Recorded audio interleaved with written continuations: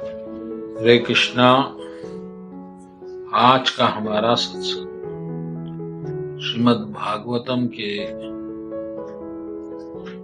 पहले स्कंद का दूसरा अध्याय का 5वां छठा श्लोक। सूत महाराज ने कहा, आपने संपूर्ण विश्व कल्याण के लिए बहुत सुंदर प्रश्न किया है, क्योंकि यह प्रश्न कृष्ण के संबंध में और इसकी भली भांति आत्मशुद्धि हो जाती है। मनुष्यों के लिए वही धर्म श्रेष्ठ है जिसमें भगवान कृष्ण की भक्ति हो। भक्ति भी ऐसी जिसमें किसी प्रकार की कामना न हो और जो नित्य निरंतर बनी रहे। ऐसी भक्ति हृदय में आनंद स्वरूप परमात्मा की उपलब्धि करके कृत्य हो जाता है। अगला श्लोक, भगवान कृष्ण में भक्ति में जैसे ही भक्ति प्रारंभ होती है, अनन्य प्रेम से उनसे चित्त जोड़ते हैं, निष्काम ज्ञान और वैराग्य व्यवहार्य हो जाते हैं। धर्मों का ठीक ठीक अनुष्ठान करने पर भी यदि मनुष्य के हृदय में भगवान की लीला कथा के प्रति अनुराग ना हो तो निराश्रम ही श्रम है। धर्म का यही फल है मोक्ष, उसकी सार्थक अर्थ प्राप्ति नहीं है। अर्थ केवल धर्म के लिए है, भोग विलास उसका फल नहीं माना गया है। भोग विलास फल इंद्रियों को तृप्त करना नहीं है, उसका प्रयोजन है केवल जीवन निर्वाह। जीवन का फल यही है तत्व जिज्ञासा। बहुत कर्म करने पर भी स्वर्ग प्राप्त करना इसका फल नहीं है। तो भक्तगणों, ये 9वें श्लोक तक हम 5वें श्लोक से श्रीमद् भागवत कथा में जो प्रारंभ में ये अध्याय आता है, जब सूत गोस्वामी को सभी लोगों ने वहां पर अपना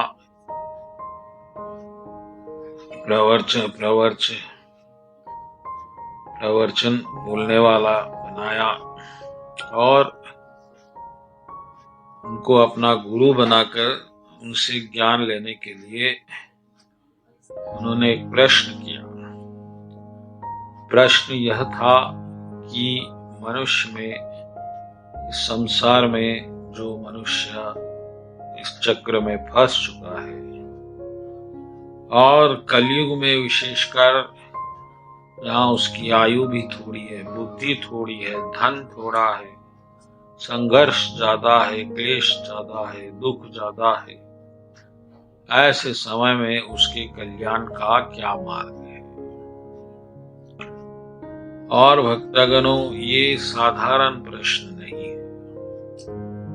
ये प्रश्न मेरा, आपका, हम सबका है। छोटा सा जीवन है, छोटे से जीवन में धन प्राप्ति के लिए संघर्ष है।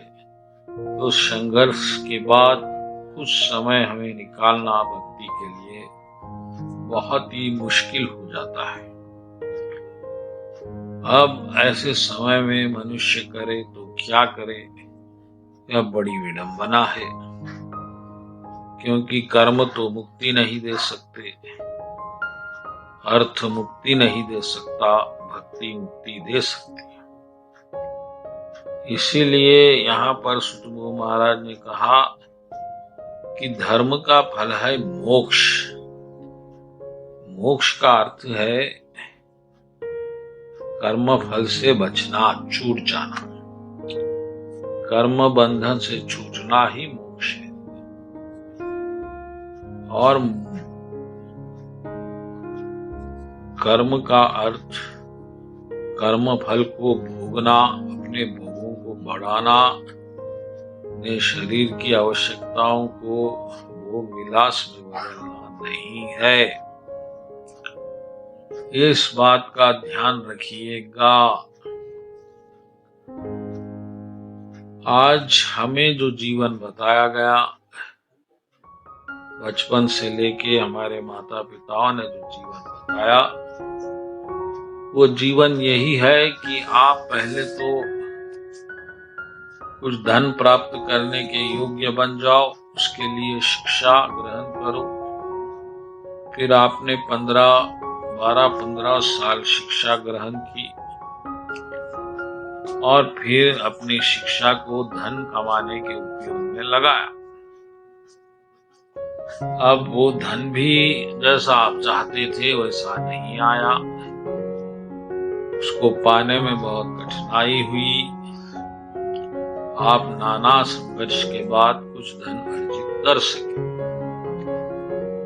तो ये जो हमारा संकुचित ज्ञान है, यह हमारे जीवन में सुख देने वाला नहीं है, क्योंकि सुख का मार्ग, शांति का मार्ग कर्म नहीं है। शांति का मार्ग है भक्ति। और दुर्भाग्यवश हमारे नेताओं की कृपा से हमें वो ज्ञान नहीं मिला।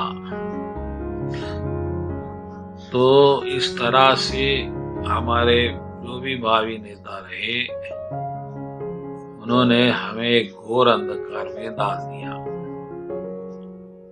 हमारी प्राचीन संस्कृति का ज्ञान जो आप में दिव्य दृष्टि पैदा कर संसार की बारीकियों को, उसके महत्व को समझने में मदद करता है, उस ज्ञान को ढककर पूरब की संस्कृति और अंग्रेजों की संस्कृति को हम पर थोप दिया गया और हमारी जो भावी पीढ़ी रही वह इस दिव्य ज्ञान से वंचित हो गई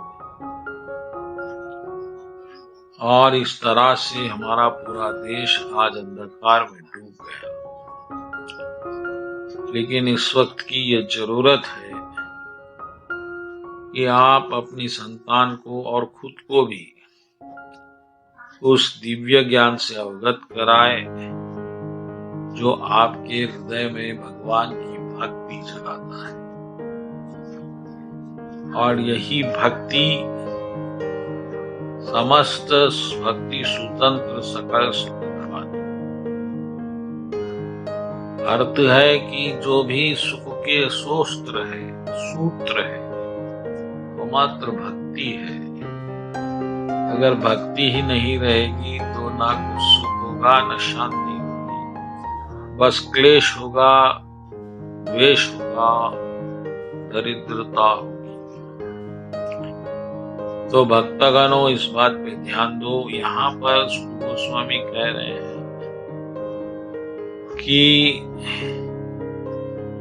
धर्मों का ठीक अनुष्ठान करने पर भी यदि मनुष्य के हृदय में भगवान की लीला कथाओं के प्रति अनुराग ना हो तो वह निराश्रम ही श्रम है, बस मूर्खतापूर्ण दौड़ है।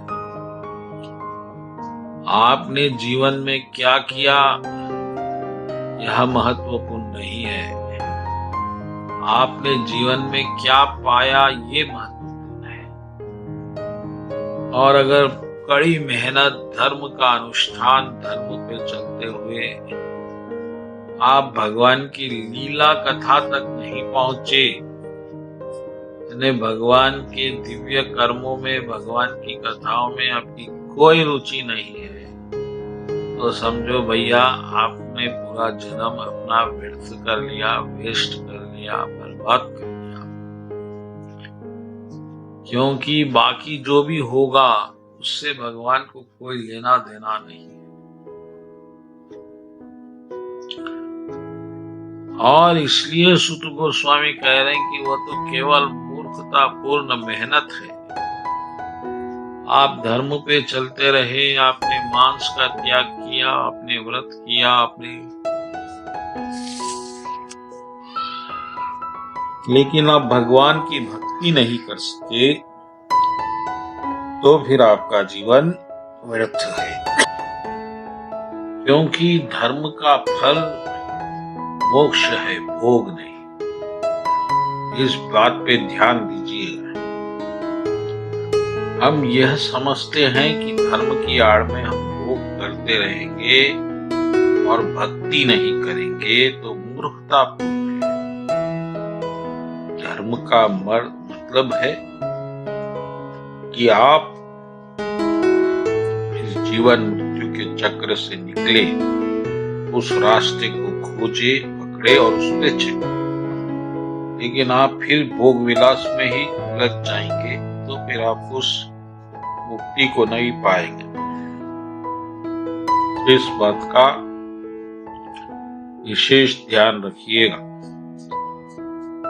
और भोग विलास का फल इंद्रियों को तृप्त करना नहीं, उसका क्या महत्व है? भगवान ने हमें इंद्रियां क्यों दी? ताकि हम शरीर का निर्वाह कर सकें।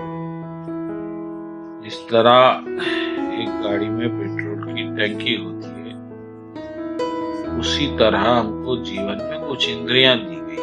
उसका अर्थ इतना ही है कि जिस तरह गाड़ी चलने के लिए तेल की आवश्यकता है,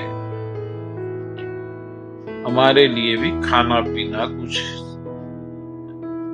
जरूरत की चीजें आवश्यक है। लेकिन पूरा जीवन उसी के लिए लगा देना तो फिर वह आप लक्ष्य भेद नहीं कर सकते। इस बात का ध्यान रखिएगा। तो जीवन का फल, जीवन का लक्ष्य तत्व जिज्ञासा है। तत्व जिज्ञासा का अर्थ है कि सत्य की खोज करें और हमारे सुख और आनंद का सनातन मार्ग ढूंढें, तभी कहीं हमें सुख और शांति मिलेगी। तो इस बुरी तरह से जो हमारी पीढ़ी मार्ग भूल चुकी है, आपका भी ये कर्तव्य हो जाता है कि आप उन्हें भी उस मार्ग से अवगत कराएं और सभी को प्रभु की प्राप्ति के ज्ञान के मार्ग में लगाएं। क्योंकि जीवन का एकमात्र उद्देश्य जिसके लिए आपको मानव शरीर दिया गया, वो मात्र प्रभु की प्राप्ति है। आपको इस दुनिया में राज और भोग करने के लिए शरीर नहीं दिया गया है। इस बात को ध्यान में रख लेना और उस सच्चिदानंद स्वरूप भगवान जो आपके परम हितैषी है, उनका ध्यान करना, उनकी भक्ति को ग्रहण करना और उनकी प्रसन्नता के लिए कर्म करना, यही है जीवन का सबसे बड़ा उद्देश्य। बोलो कृष्ण कन्हैया लाल जी की जय।